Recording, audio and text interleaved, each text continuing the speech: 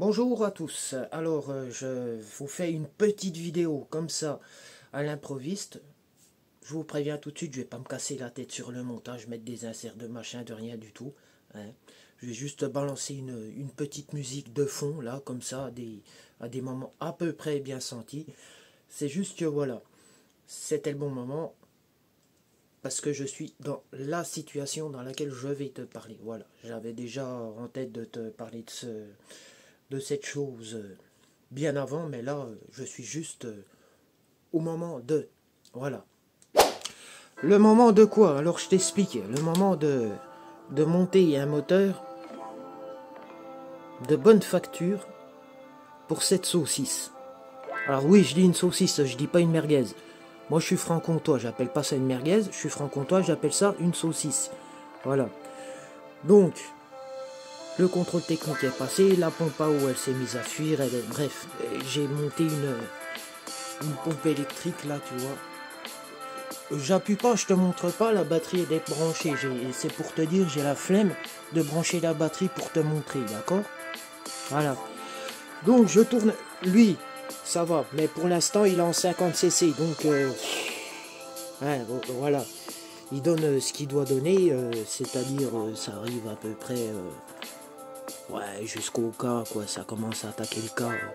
Donc il donne ce que doit donner un 50 cc, mais tu comprendras que pour moi c'est pas suffisant. Donc, je te montre.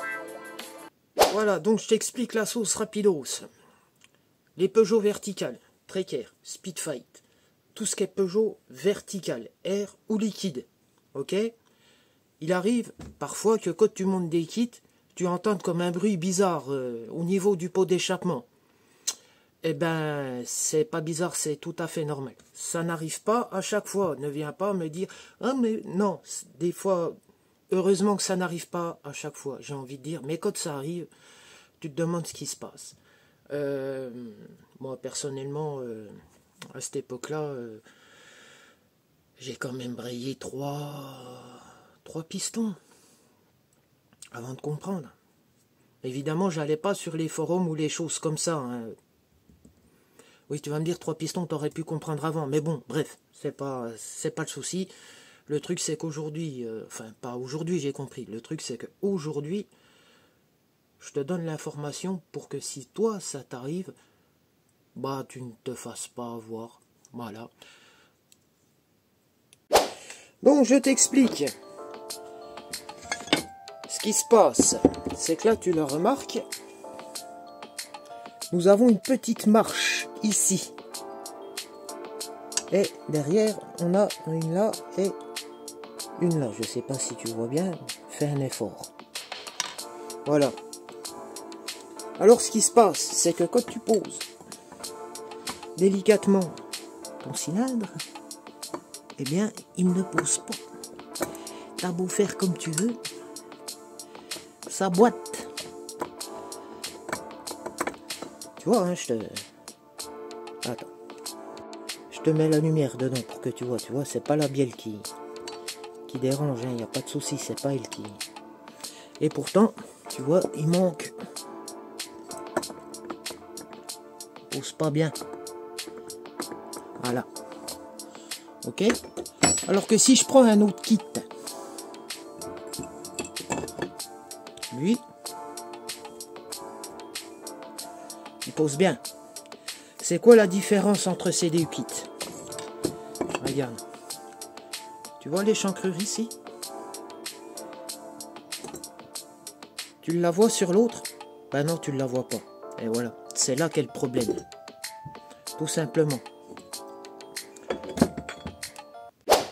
Alors à ça, s'offre à toi 2 solutions. Une avec ouverture du moteur et une sans ouverture du moteur. Moi, ça tombe bien. Je remonte un moteur parce que je pose un kit 70 MHR mal aussi, un réplica. Et que limite je pourrais le poser sur l'autre moteur. Même s'il y a encore les marches, j'ai fait le test sur un autre bas moteur, ça passe sans modification. Parce que la hauteur de jupe, ici, est beaucoup moins haute que sur ce kit-là, sur le petit Giraudot 50cc. Voilà, c'est aussi une question de hauteur de jupe ici, pour pas aller taper sur les petites marches en question. Mais vu mon expérience de peugiste, j'ai déjà tourné au quotidien avec des kits 70.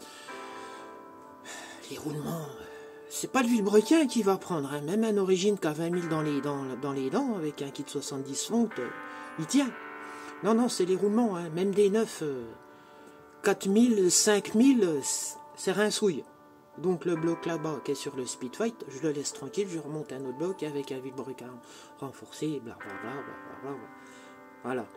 Donc je te disais, deux solutions s'offrent à toi. Soit tu ne fais rien et tu te contentes d'acheter des kits qui possèdent la petite échancrure ici, là.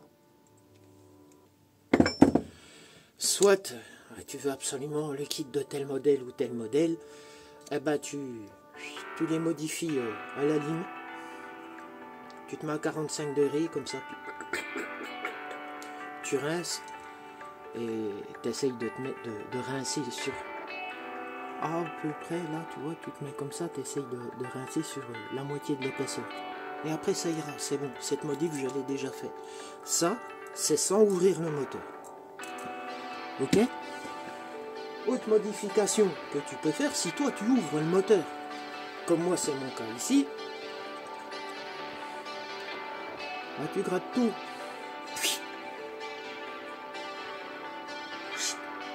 Et là, ça passe... direct. Alors, pourquoi j'ai fait ça? Parce que déjà je remonte un autre bloc moteur, première des choses, et puis deuxième des choses, je me dis qu'un jour si je dois mettre un autre cylindre, peu importe lequel, je pourrais l'enquiller sans faire de modif sur quoi que ce soit, puisque j'ai déjà fait la modif à la base. Voilà, comme je t'ai, c'est tout pour aujourd'hui, hein. Comme je te l'ai dit, c'est vite fait comme ça sur le gaz, tac tac tac. Par contre, toi de ton côté, ce que je t'invite à faire, c'est de me mettre en commentaire quel cylindre tu as monté, sur quel scooter avec les années. Parce que sur Peugeot, tu as eu des... Oui, c'est pas comme Minarelli Vertical où tu as le même moteur depuis 1950 jusqu'à la fin de production en 2015. Non, non. Peugeot, tu as celui de base, le Euro 1, le Euro 2, le Euro 3. Des modèles de transition. Enfin voilà, je t'invite à mettre en commentaire quel kit tu as mis sans modification, donc lequel passe sans modifier. Et si toi tu montes un kit et puis que tu entends un bruit bizarre du genre tac tac tac tac tac tac tac, voilà, c'est ça ton problème, c'est ça ton problème, c'est le piston qui vient taper en bas, quoi, parce que lui aussi le piston faudra le raccourcir un petit peu, voilà.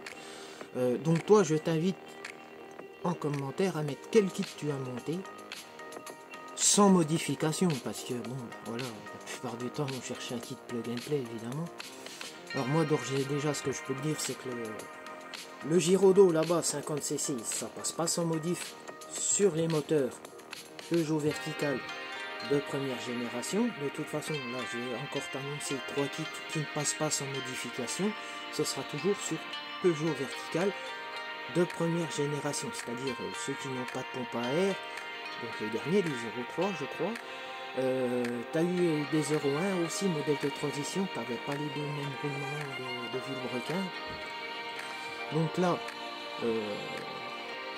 le Polini 70 AC, donc refroidissement par air, sur les Peugeot verticales de première génération, ça passe pas sans modif.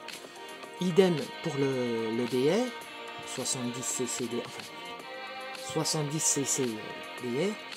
Et il y en avait un troisième, ah oui, le Top Perf, pareil, refroidissement par air, mais ça passe pas non plus sans modification. Alors il y a des fois ce qui peut se passer, parce que j'en ai brillé des trucs, en forçant un peu, il y a des fois tu arrives à poser le kit. Des fois sans même forcer, tu poses le kit, mais t'entends quand même le petit tac tac tac tac tac. Méfiance, hein, fais attention, hein, c'est pas parce que c'est passé, si t'entends le bruit, ça devrait t'alerter. Voilà. Bon allez, sur ce, je te dis ciao, à une prochaine.